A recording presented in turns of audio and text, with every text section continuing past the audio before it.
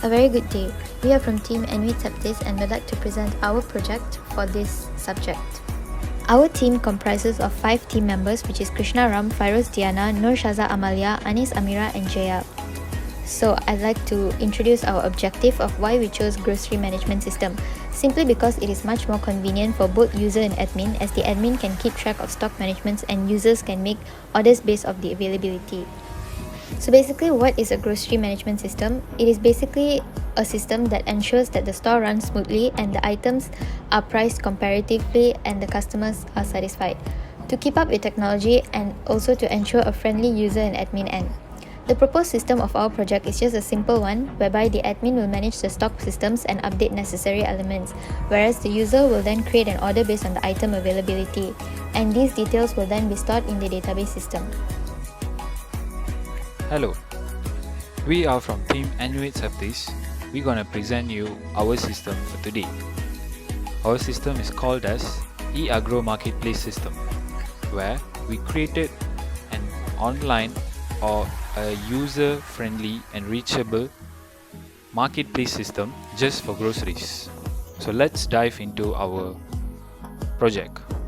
So first of all, as you can see in the screen, this is the main menu for our system. So it has 2 submenus, which is admin menu and user menu. So let us see what is inside these menus. First of all, we're going to go inside this admin menu.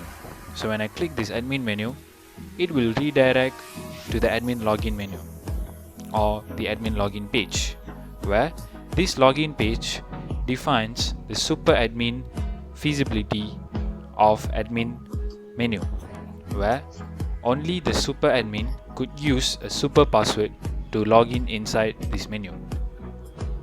So the super password will be admin 123. Sorry, it's just admin, and the password would be admin 123. Admin all small letters and admin 123 all small letters as well. So when I click login, it will prompt a message like this: welcome back admin, you are good to go. So when I click OK, it will redirect me to the important part of the system, which is the stock system, the stock page, where it will display all the stock available in this table or in this day table. So if the admin want to add any other type of crops inside the system, so you just have to add over here. So if let's say he wants to add a crop called lady's finger, so I'm just entering crop called lady's finger, and the location would be where the crop came from or where the stock of the crop came from. So let's say I'm putting here Perlis, and the description would be the weight of the crop or the available stock weight of the crop. So let's say I'm putting here as 10 kilograms. So once I click add to stock button, you can see on your right side on the table, it will display. So thank you, your order has been created. If I click OK, you can see there is a new entry inside this G table. And this button clear, what is its function? So let's say I want to add something called Sawi, and let's say I just want to clear it off. Let's say I put a location called GGU. So let's say I just want to clear everything off and I want to insert from the beginning. So I don't have to erase one by one. So I just have to click the button clear and it will clear off everything in the text field. So next is the update and the search and the delete function. So let's see for the search function. This search function doesn't require any buttons, any physical buttons. This uses a function called release key. So I don't have to press any key. I just have to insert the ID for this grocery database. So let's say I'm entering number 8. So as you can see on the top of the text field, it will display the potatoes, the location, and the description over here. So let's say I'm searching for another number 7. So it will show the 7th crop. So I can do it for all of it. So there's no number 10. If I click number 12, it will show the 12th one. So this is how the search works. And how about the update? You might be wondering where this thing could be actually updated.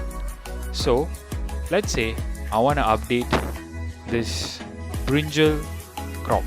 So I just have to search number 12. It will display over here. So let's say I want to change the description. I want to reduce the weight because my stock is getting really low, so I have to change the weight. So let's say I'm putting here as 5 kg, and when I press this update button, it will show thank you, record updated. If I click OK, you can see at the brinjal part it was previously 10 kg and it's now changed into 5 kg. So this is how the update works. And how about the delete? So let's say I want to delete the lady's finger because the stock of my lady's finger has already finished. So what I have to do is I just have to search for the ID. So as you can see here, and I just have to click the delete button. So when I click the delete button, it will show thank you, your record has been deleted. So when I click OK, the lady's finger crop would be deleted from the table and from the database. And that is all the basic function for this menu. And if I click back, I would go back to the main menu. And if I click exit, it would exit the system. So I need to show you the user menu. For that, I won't click the exit button, so I just click the back button. So it will go back to this main menu. So if I click the user menu, it will prompt to another menu. So this menu will prompt the user to register, to either register or to log in. So let's say if I want to register a new user inside, so I just have to click the register button. So if I click register, it will go to the new user registration page. So I just have to create a user. Let's say I'm putting my name Krishna and my last name would be Ram. My email address would be, let's say I just putting it for fun, krishna@gmail.com, and my username would be krishna1234, and my password would be the same, krishna1234. My mobile number would be 017-758-1926. So when I click the button register, it will prompt a message like this: welcome Krishna, your account is successfully created. So when I click this OK button, it will redirect me to the next menu, which is the order menu. So what I have to do is, let's say I want to order a random I just want to order a random crop from this system, from this backend. So let's say I want to order brinjal, and how much I want to order? I want to order for 4 kilograms, and the password will be needed to reconfirm this user is actually ordering the system, just for the secondary authentication purpose. So I just have to put my password here, Krishna1234, and I just have to click order. So if I click order, it will show here, thank you, your order has been created. If I click OK, it will display my order at the side of the table. So what about the search? So let's say I'm adding another order here. So I'm just putting here as carrot. So the quantity would be 7 kilograms and the password would be Krishna1234 as I previously entered. So if I click order, it will create another order for me over here.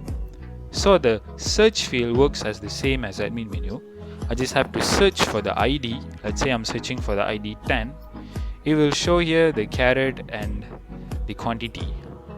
So for the update purpose, let's say I want to update the quantity I wanted. Let's say I want 10 kgs. So if I click update, it will get updated. So for update purpose, we do not need to enter the password again. Just for the insert purpose, we require the password. So for the update purpose, it does not require the password. The same goes to delete. In case I ordered the wrong crop, the wrong vegetable, so I just want to delete that record from the ordering database. So what I have to do, I just have to search for the ID and I'm just going to click delete. So it says here, thank you, record has been deleted. So when I click OK, the record will be deleted. So basically that is all for user menu. So when I click back, we'll go back to the menu. And if I click user menu again, we saw for register, but we never saw for login. So let's say I want to log in again.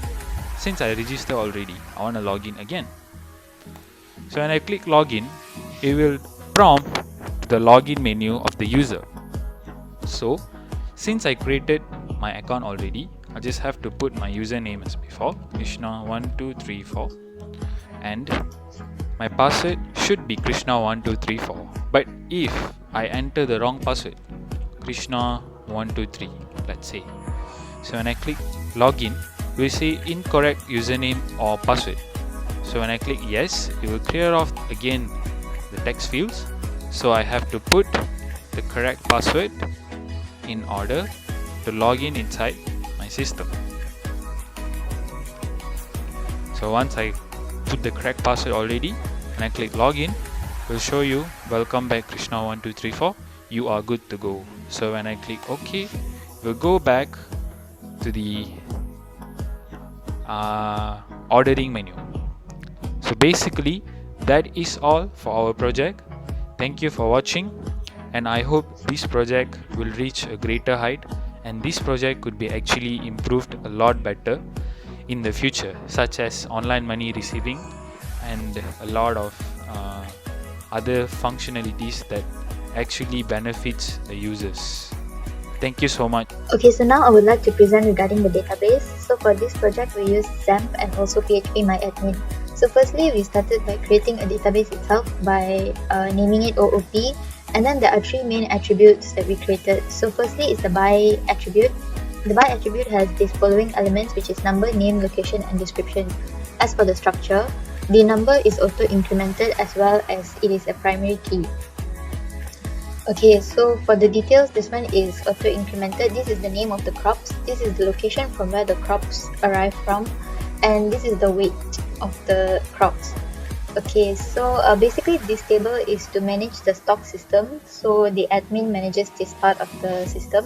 Okay, so now for the login table, the login attribute has these following elements. So there is first name, last name, username, password, email ID, as well as mobile number.